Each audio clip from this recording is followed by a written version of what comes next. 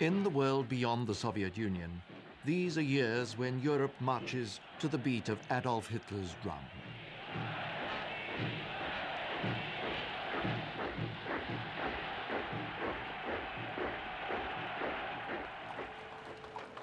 Already in 1936, just 3 years after he comes to power, Hitler has sent his as yet unprepared army to occupy the Rhineland, demilitarized by the Versailles Treaty, which concluded the Great War.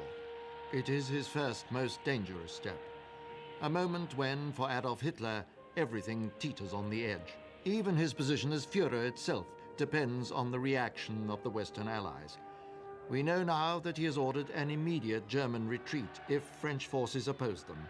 He has taken a desperate risk to throw down an early challenge to Versailles, the treaty he came to power promising to break.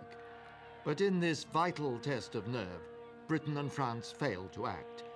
It is the first of many failures of Western nerve, failures bound to give the leadership of the Soviet Union serious cause to reflect.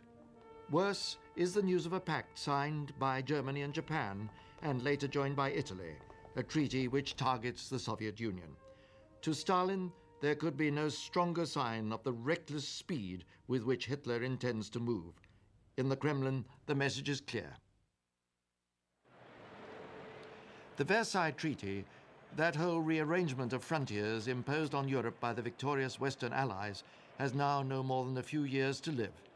There are too many disputed territories in Europe, too many claims and counterclaims. At home, Stalin's leadership is unchallengeable. He relishes the title of Great Leader. But the Great Leader is tainted with a fatal sickness. His malady is not physical. It resides in an unrivaled greed for power, and festers with a paranoid distrust of every other human being. And as you know, he died alone in his own self-made prison. He lived in a corridor in which there were 3 doors, which led to 3 separate apartments, each with their own bedrooms. And every morning he would telephone for breakfast, lunch, or dinner. And every day they would bring him 3 separate breakfasts, lunches, and dinners, and place one by each door, and then immediately leave, so that no one would know from which door he would take his breakfast. And that is how he lived, hateful and hated.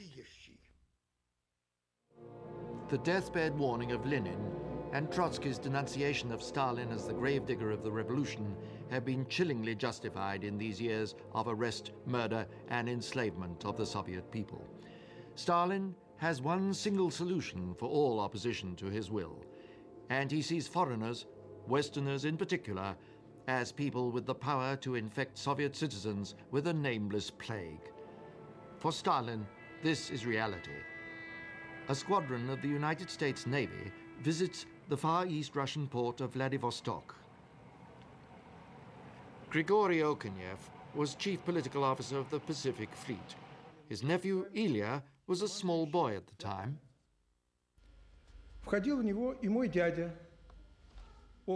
My uncle's fate was tragic.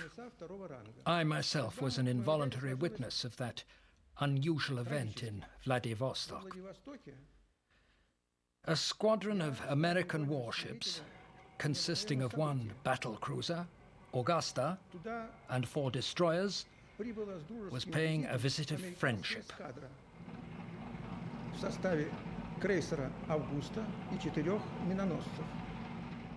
The squadron was under the command of Admiral Ernell. The visit lasted 4 days. American sailors roamed freely in the city, talking to the people, exchanging souvenirs, taking photographs.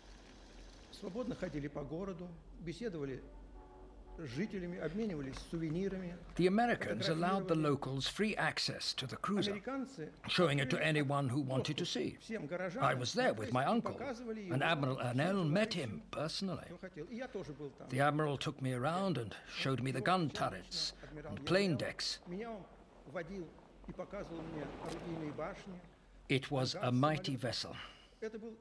When it came into the bay, our ships that were anchored there were bobbing up and down like floats. This is an official visit, sanctioned by the authorities, the sort of visit paid by navies all over the world. We shall never know who brought it to Stalin's notice.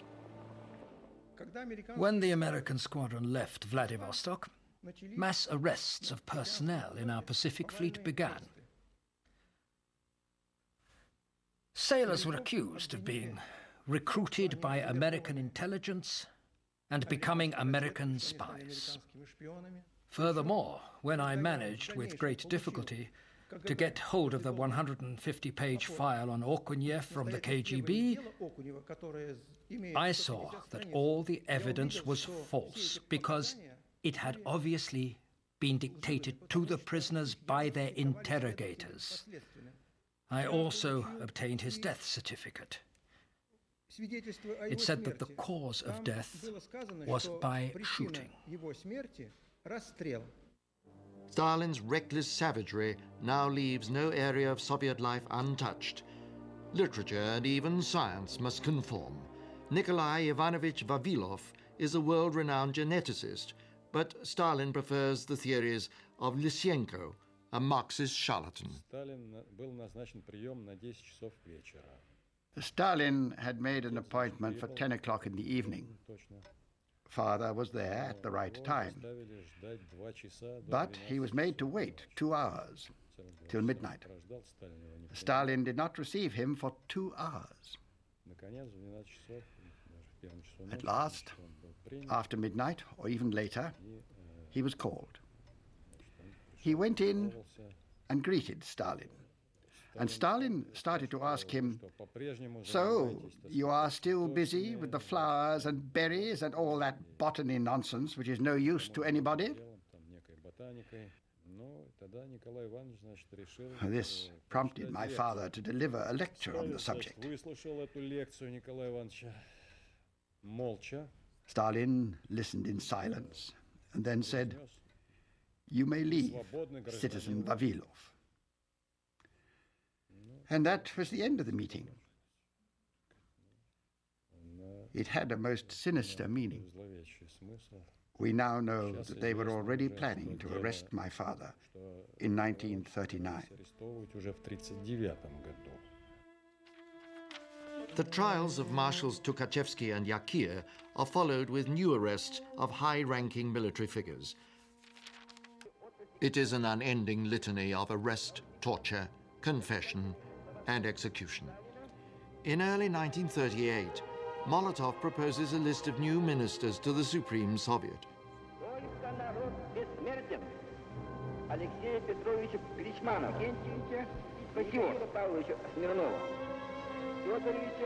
Within 2 years of their appointments, they are all under arrest, executed, or have disappeared.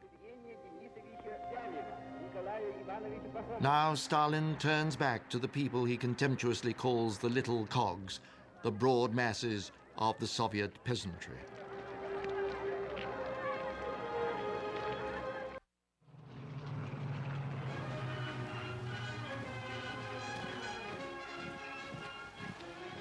In Spain, civil war rages between nationalist forces under Franco and the Republican government.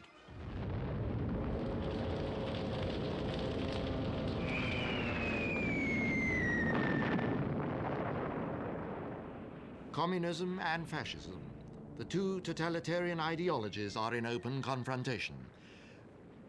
Both dictatorships see the diversionary value of a Spanish war. Hitler to allow Germany to continue with its rearmament, Stalin because, with the spotlight on Spain, his purges pass with less foreign notice. Both dictators act swiftly. Hitler sends 8,000 men of the Air, Land, Condor Legion to support Italy's massive aid to Franco. Stalin will dispatch fighter pilots, nearly 1,000 aircraft, tanks, and tank crews to fight on the Republican side. The war becomes a weapons testing ground for the two nations. In the air over Madrid, Soviet and German pilots clash for the first time. The military victory will go to Franco's side, but the Soviet propaganda victory is considerable. Self-confident and myopic intellectuals in the West see only one dictator, Hitler. Tens of thousands claim membership of the Communist Party. Others from a world of privilege, like Kim Philby, are recruited as agents by the NKVD. In Spain, the NKVD is ever present as agents who accompany Stalin's aide. Operating behind Republican lines, they extend his reign of terror, eliminating Trotskyists, anarchists, and anyone else who opposes Stalinist policy.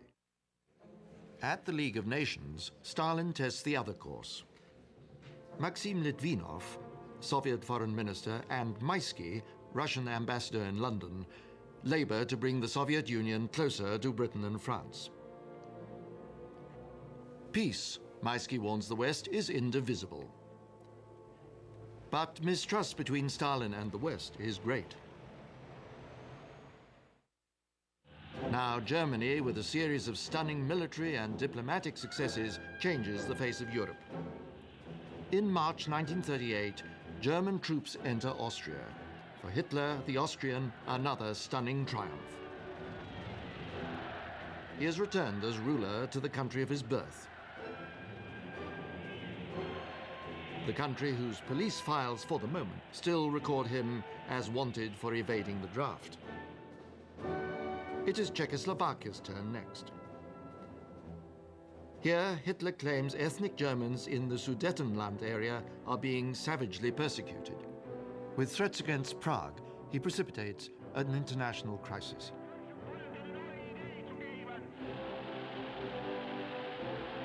Before the year's end, France and Britain, with Italy mediating, have forced Czechoslovakia to concede the German-speaking part of its territory to the Reich.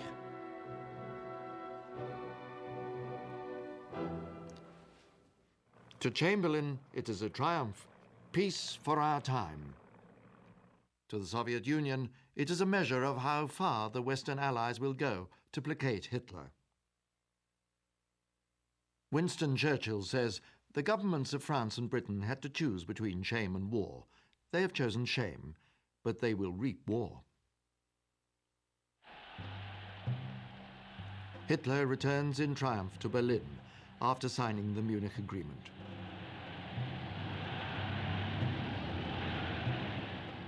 For Czechoslovakia, abandoned by her allies, the end comes quickly. Before the fateful year of 1939 is 3 months old, Hitler, burning with reckless confidence, marches his army into the remainder of the country. Czechoslovakia is declared no longer to exist. As a minor postscript, no more than symbolic of Germany's new power, Lithuania immediately accedes to Hitler's demand for the return of the Baltic seaport of Memel. In 6 years, he has dramatically redrawn the map of Central Europe. The Versailles Treaty is now in tatters. It is almost time for Hitler to look towards his second major object, the acquisition of Lebensraum, extra living space for Germany in the East. But expansion eastwards must involve war with Poland. And if the German border with Poland is to be reshaped, why should the Soviet border not be similarly altered? Both dictators, therefore, have an unacknowledged common interest in the destruction of Poland, though in public they flaunt their differences. And the propaganda machines of the two adversaries, Hitler and Stalin, relentlessly denounce each other. March 1939. In Moscow, delegates to the 18th Party Congress assemble. Stalin hails a great achievement. 60% of the delegates to the last conference have been murdered. Behind the high-profile deaths in Moscow, there is another deeper disaster. In the last year, 1937 to 38, there have been between 7 and 8 million arrests, and at least 1 million executions. At Kuropati near Minsk, one secret NKVD burial site contains 30,000 bodies. For the NKVD killing squads and the so-called boxers, thugs who specialize in torture and interrogation, communism is now no more than a cynical indulgence in sadism.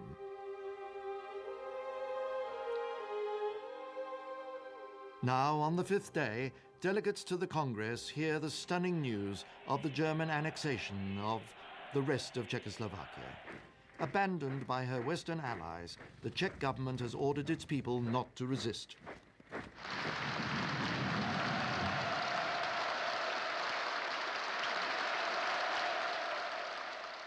The people of Europe are now haunted by the threat of war. At the public rostrum, Hitler denies any aggressive intention.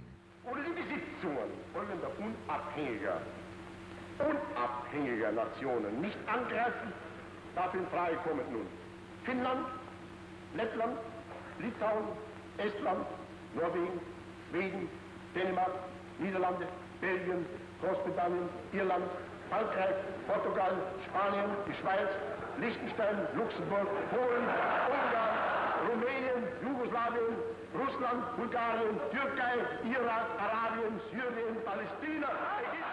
But it is not difficult to guess that Poland is Hitler's next objective. Stalin's choice is stark. If the spoils of the breakup of Versailles are to be seized, logic demands that Stalin must share them with his avowed enemy. The USSR will not obtain a piece of Poland by fighting alongside the West to defend Poland's borders. It is a stunningly immoral idea, but there is no doubt that it is in Joseph Stalin's mind. As a first move, he allows Litvinov to make one final attempt to reassemble the idea of collective security, in the certain knowledge that Poland, proud, stubborn, will refuse any joint declaration which allows Soviet troops to come onto their territory to give them aid. While pressure mounts in the West, there is at least good news from the East.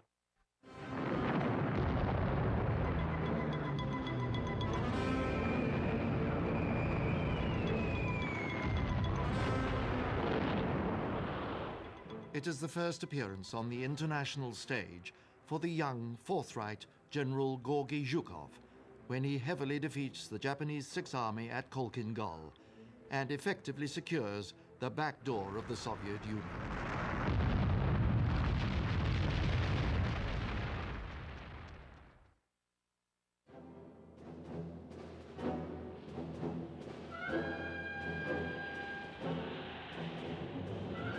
But in Europe, there is no breathing space in the lead-up to war. German rearmament is displayed in parades and flypasts that culminate in Hitler's 50th birthday celebration in April 1939. As Stalin ponders which way to turn, France puts her faith in the Maginot Line, a gigantically costly string of concrete and steel forts facing Germany. Great Britain in her fleet,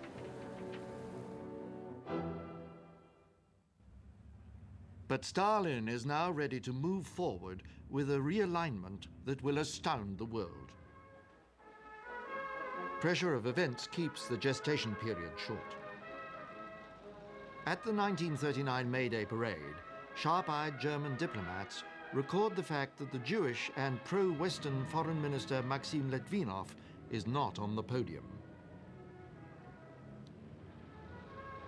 When the following day Hitler is informed that Stalin has replaced Litvinov by Molotov as foreign minister, it is, he tells his generals, like a volley from a gun. The two dictators speak the same language. In public, each system continues to condemn the other. In private, the diplomats are beginning to hammer out a deal, a turnabout that will shock the world. It is certain that at this point, Stalin knows that Hitler has decided to invade Poland. Equally certain that Stalin intends to share the spoils. In July, Molotov tells the German ambassador to Moscow that the Soviet Union seeks better relations with Germany. On August the 11th, an Anglo-French military mission arrives in Moscow to discuss cooperation. They are 3 months too late, perhaps even 3 years too late. Within days, Ribbentrop stresses speed as preliminary negotiations between Germany and the Soviet Union begin. But Hitler is not prepared to invade Poland without a guarantee of support from the Soviet Union. On August the 20th, the Führer shows his hand by intervening personally, cabling to Stalin the suggestion that Ribbentrop should come to Moscow in 2 days' time. Stalin agrees. On August the 23rd at Moscow airport, they await the momentous arrival of the German foreign minister. But there is a long, worrying delay.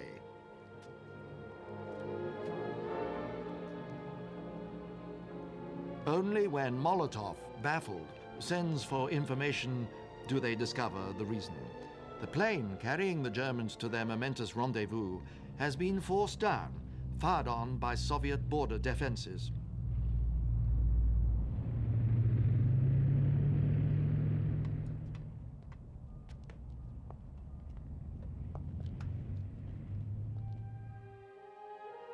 Amid feasting and toasts, the non-aggression pact is drawn up and signed immediately. Stalin raises his glass to Germany's finest son, Adolf Hitler. The two dictators have publicly clasped hands. It is an extraordinary coup de théâtre. A betrayal of millions. But of course, the world is not told all. The non-aggression pact has secret, deeply sinister protocols. Clauses to divide Poland between Germany and the Soviet Union, to assign the Baltic states to Soviet rule.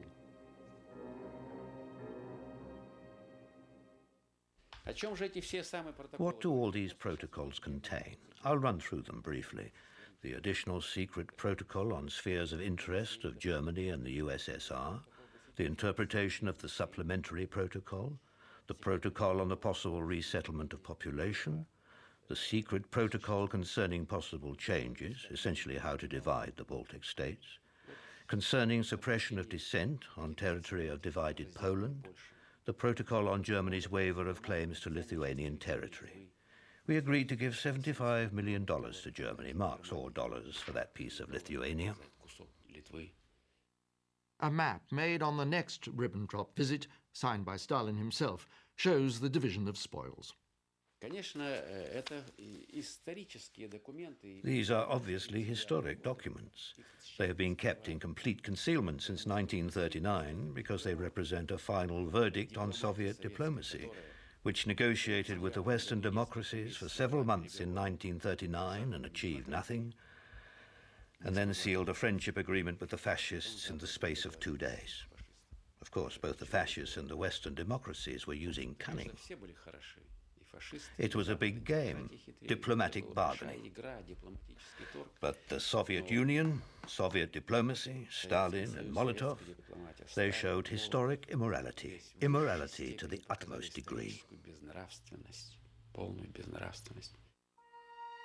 Stalin and Hitler, locked in hatred and envy, but at the same time in a strange parallel admiration, have stunned the world. This is not a pact to avoid war. It is a treaty to make war. In London, Paris, and Washington, there is consternation. London, at long last, makes it clear that it has abandoned appeasement forever. Within 2 days, Britain signs a treaty with Poland, binding Britain to go to war if she is attacked. In the Soviet Union, there is an immediate cessation of anti-Hitler propaganda. The word fascist is even banned in Stalin's labor camps as a term of abuse.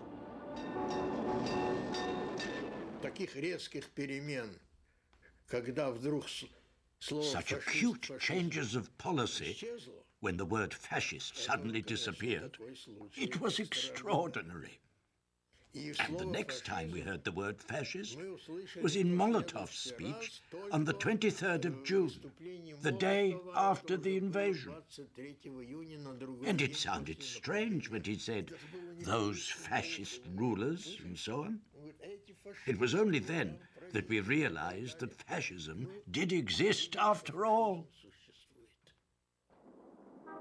Soviet citizens are bemused, but relieved that war with Germany has been avoided.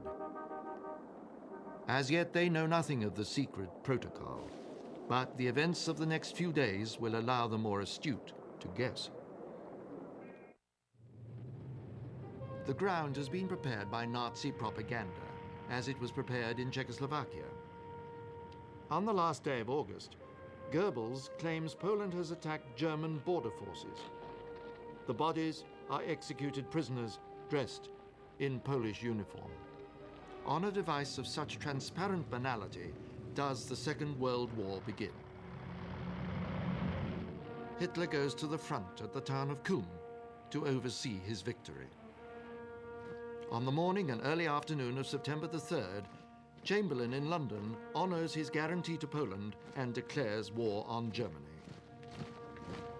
An announcement from Paris follows within hours. Poland suffers the first blitzkrieg.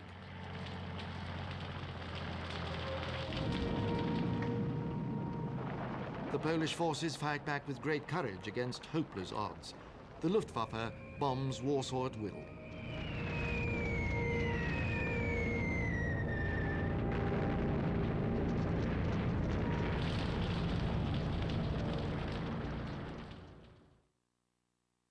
Soviet forces now move into eastern Poland.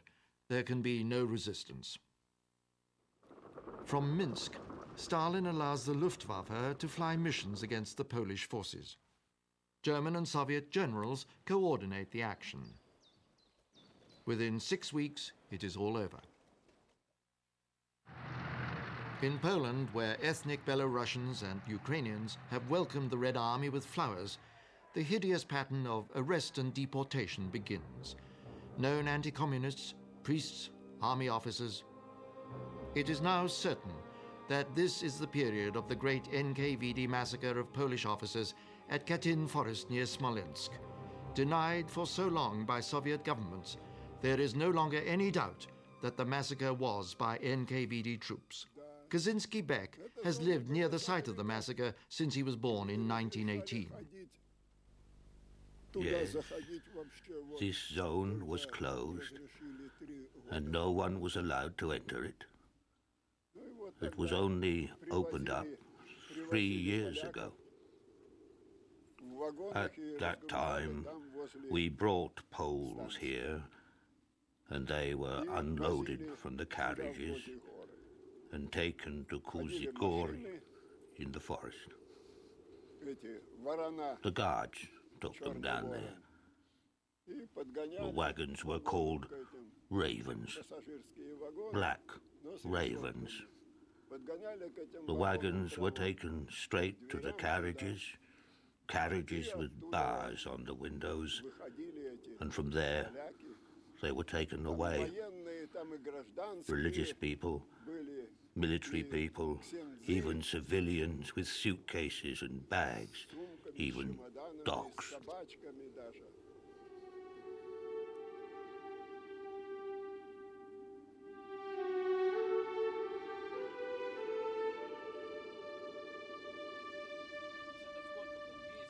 How long did it last? About a month. A month, I reckon. And they didn't bring them every day. No, not every day.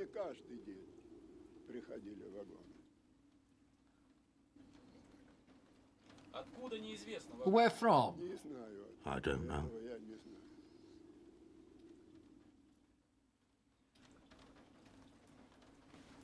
Were there any rumors as to what happened to them? There were rumors that they were shot there, but nobody knows.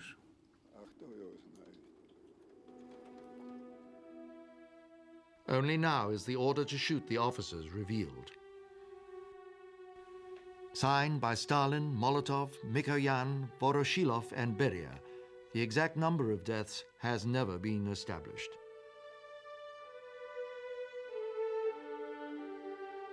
Some 4,000 corpses are eventually found in the forest out of a total of between 10,000 and 20,000 Polish officers who disappeared without trace from Soviet camps in the area. Neither Hitler nor Stalin see good reason for Poland to exist. While Hitler flies to Warsaw to review his troops, Stalin offers his congratulations and seizes what he takes to be an easy opportunity. In November, he invades Finland to be met with an initial defeat at the hands of the small Finnish army. The impact of Stalin's purges are now glaringly apparent for the world to see. Stalin's onslaught on the army has rendered it barely able to fight even a local war. To Hitler, the poor performance by the Red Army in Finland is further evidence of the inferiority of Slav to Aryan and of the vulnerability of the Soviet Union. Meanwhile, in public, the pivotal relationship blossoms. As the year 1939 ends, Hitler cables Stalin, "I would like to extend my true, sincere greetings on your 60th anniversary." I propose we raise our glasses to Comrade Stalin, who leads us along the bright road to communism. Stalin replies without irony, "The friendship between us, sealed in blood, has every reason to be long-lasting." Soviet and Nazi hands are tightly clasped. Russian raw materials flow westward. At the border where the rail gauge changes, grain and oil are transferred to German wagons. As a final act of abject appeasement, Stalin returns to the Gestapo German communists who have fled to Moscow. On the vital Western Front, the phony war continues. Allied forces remain on the defensive, the French behind their unbreachable Maginot Line. Parcels from home relieve the boredom. Hitler is content to fight on one front at a time.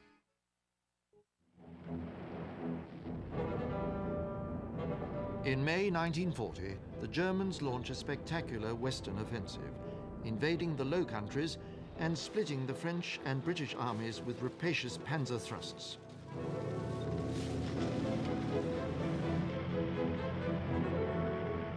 Goebbels proclaims Moscow gives us every support.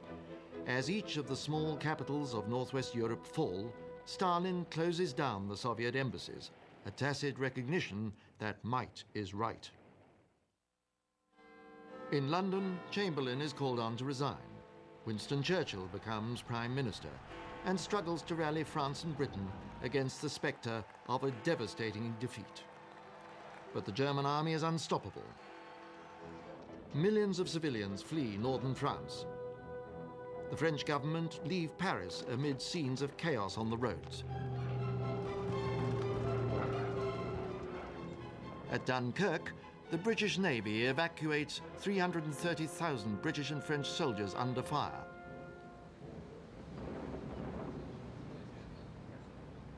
The prominent choreographer Moiseev recalls a concert in Moscow at this time when Stalin approached him and asked, Stalin said to me, "Can you put on a show depicting the defeat of Britain and France?" There was a deathly silence, and everyone understood that the conversation had taken a new turn. Stalin grinned and said nothing for a moment. Then he said, "Okay, you just sit there," and went off. And that was that. But this episode surprised everybody. And I immediately thought, what is he talking about? If Britain and France are defeated, we will be left completely alone with Hitler. Paris falls.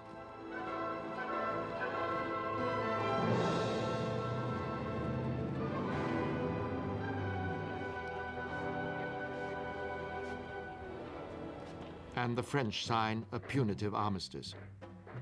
At Hitler's insistence, the same rail carriage is brought to Compiègne, where the French had taken Germany's surrender in the First World War.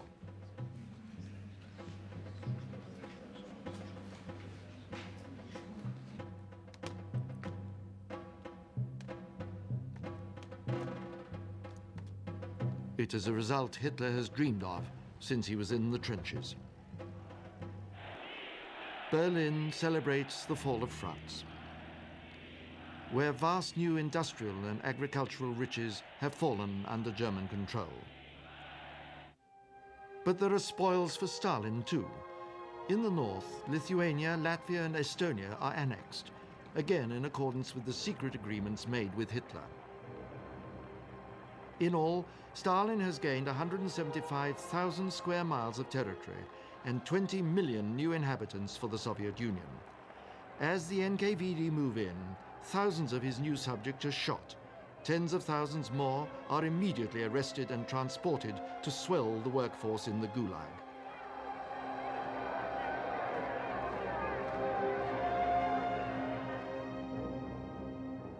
But in the midst of foreign policy triumph, Stalin can always spare time for old enmities. Denied asylum in many countries of the West, Leon Trotsky, Stalin's old rival, is now safe, as he believes, in Mexico, far from the grasp of the NKVD. He is nevertheless tracked down and murdered by a hired killer, Raymond Mercado, an ice pick in the victim's brain.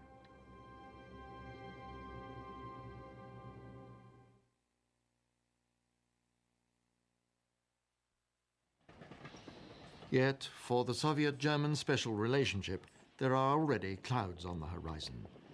Molotov goes to Germany to discuss spheres of influence between Germany, the Soviet Union, Italy and Japan.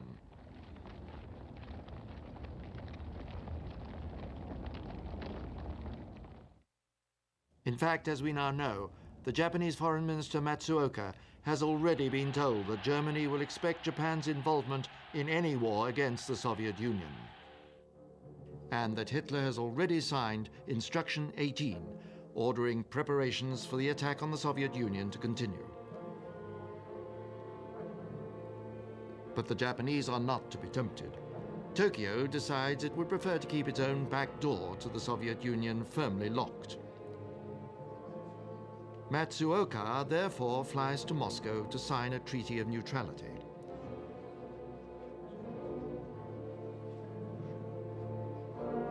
There are more toasts and formal poses.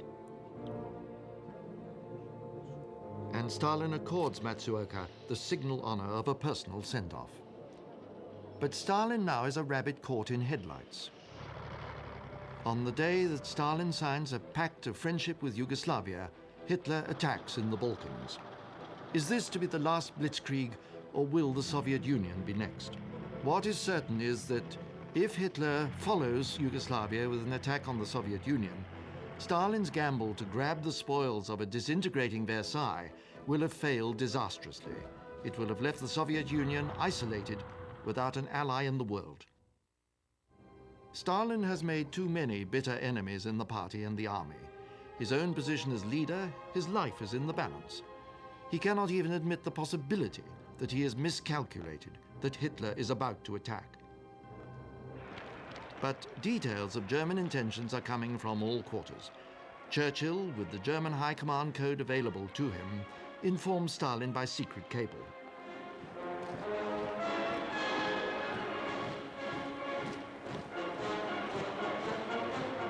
Outstanding Soviet agents in Britain, the United States, and even in Germany itself confirm that there will be an attack. The Soviet intelligence network in Switzerland gives June the 22nd as the attack date. Richard Zorger, working from the German embassy in Tokyo, confirms it.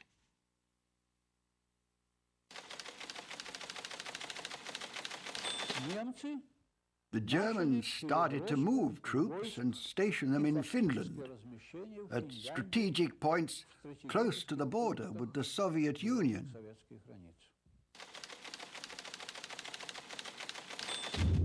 And even as German tanks assemble along the Soviet border, Stalin's monstrous echo, NKVD chief Lavrenti Beria, orders that secret agents who confirm news of the German attack are to be turned into prison dust for supplying systematic misinformation. On the 16th of June, 1941, this agent came to a meeting. He was very agitated and immediately informed me that Hitler's Germany would attack the Soviet Union in the next few days, and he even told me the date. From Luftwaffe officer Schulze-Boysen, at the heart of Goering's high command, a warning of an imminent attack is forwarded to the Kremlin. But Stalin rejects the information in the crudest terms. This mother-loving swine is passing on disinformation, J. Stalin. This is now willful blindness, the blindness of desperation.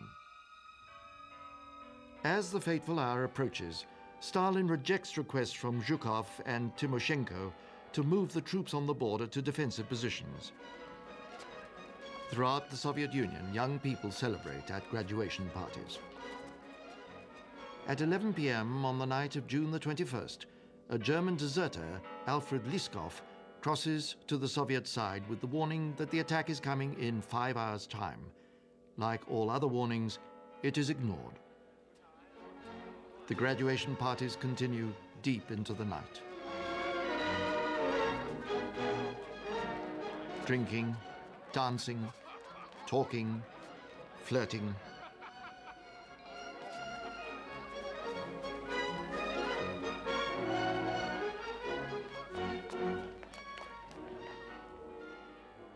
Despite all the evidence, the leader of the Soviet people dares not allow himself to believe that he has disastrously miscalculated. On this night of all nights, Joseph Stalin, who has chosen to ignore all warnings, retires to bed at 3 a.m.